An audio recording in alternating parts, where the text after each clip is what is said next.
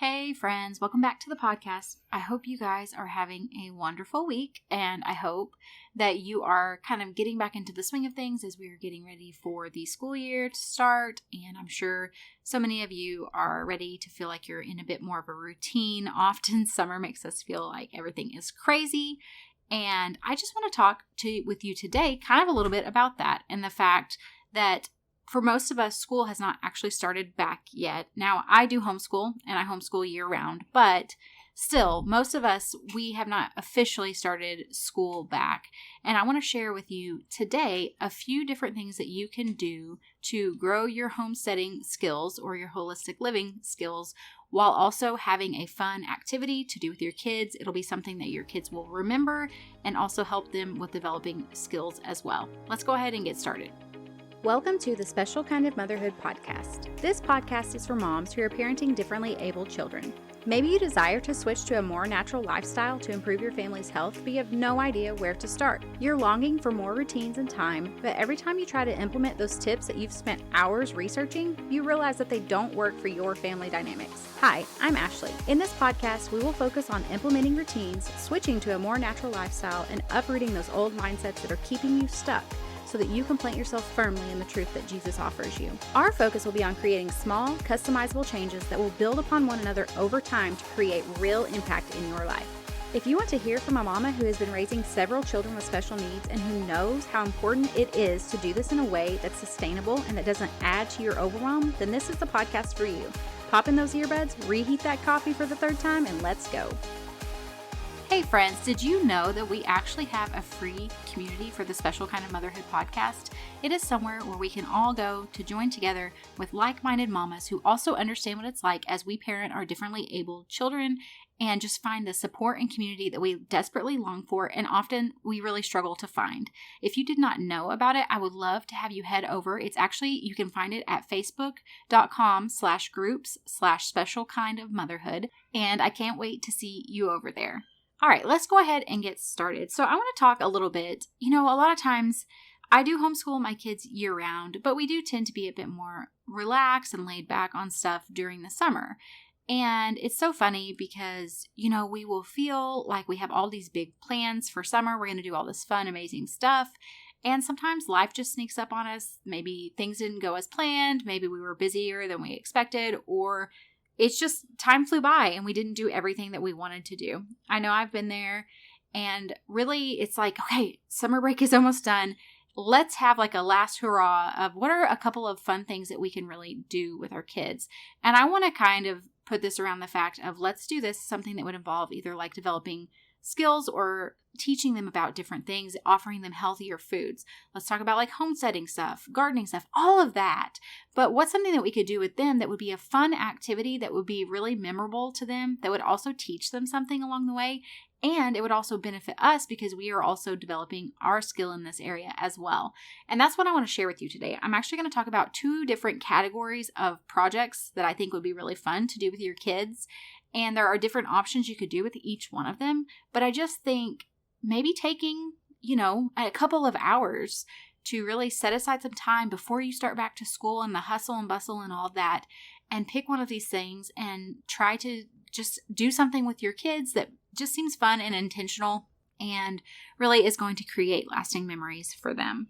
I know that's really what we all want as moms, but sometimes we just get so busy taking care of the house and taking care of the kids that we just forget to stop and intentionally do these activities with our kids. I know I have definitely fallen into that as well, and it's something that I really have to say, okay, what is it that I can actually set aside and make a specific point to do this specific thing? A lot of times if I'm very vague in general about, I'd like to do something with them, then it tends to not happen. So I think having a very specific idea of this is what I want to do and this is what we're going to do. Let's gather the supplies to do it and then let's sit down and work on it together. I think that that's really helpful. And I think we can be very realistic about let's just make it like an hour's worth of work. I mean, my kids, unless it's extremely, extremely engaging to them, they're probably not going to work for hours at a time on something anyways. So that's what I have to remind myself is really for their attention span. I tend to make it bigger in my head than it actually is. Like it's not going to take me an entire afternoon to make this time and create these memories with them. So let's go ahead and just talk about these couple of ideas that I have for you guys. Okay, so the first thing that I want to recommend would be the category of getting into the kitchen with your kids.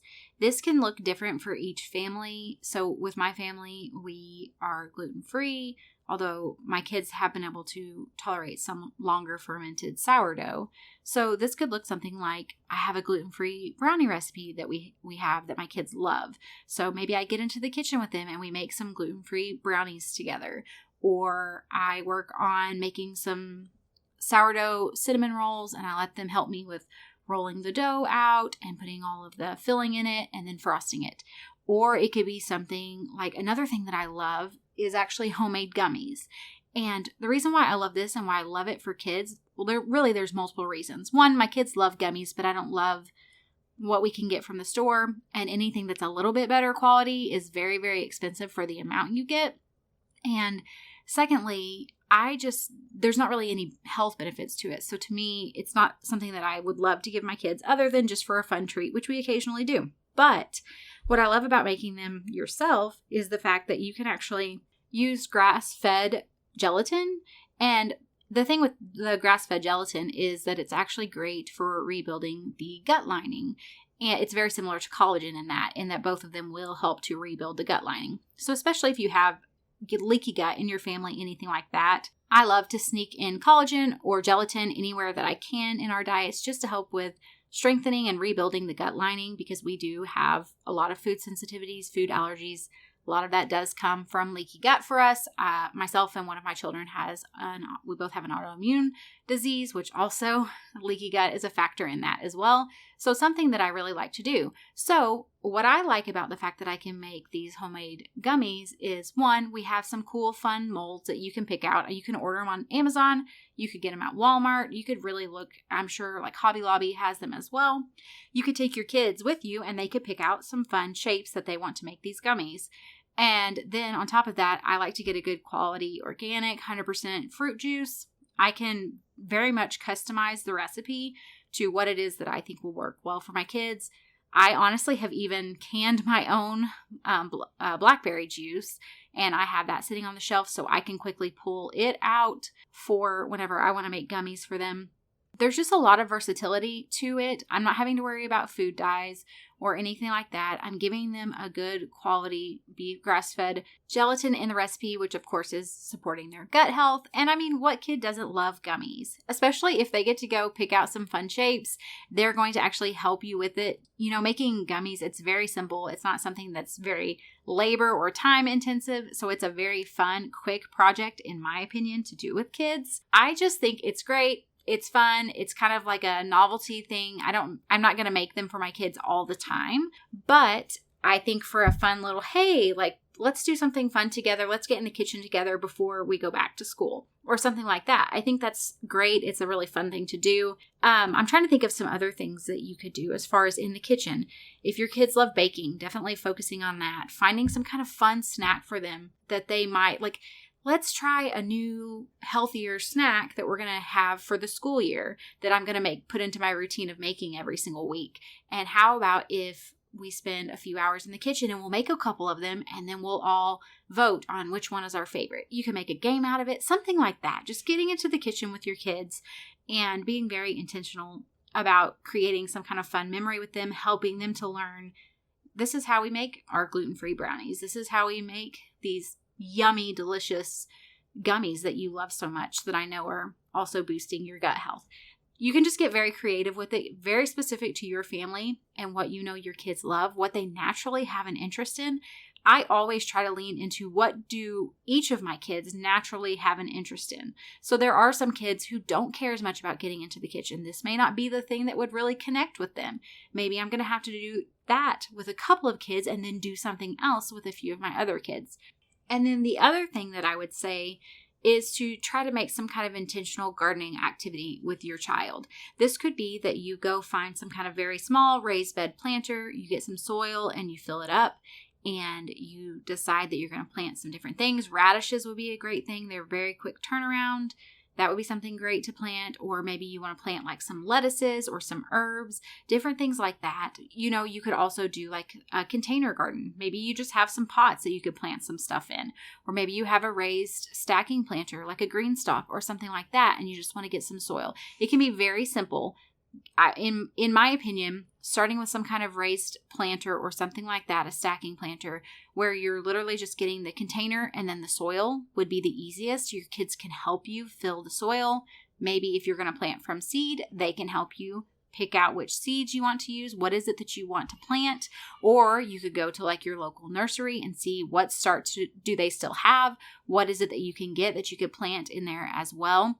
You can just get very creative, get their input on it, let them help, let them use some kind of container, like a cup or something to fill the containers, let them plant the seeds, show them this is how deep we need to plant the seeds. All of that, just get them very involved in it.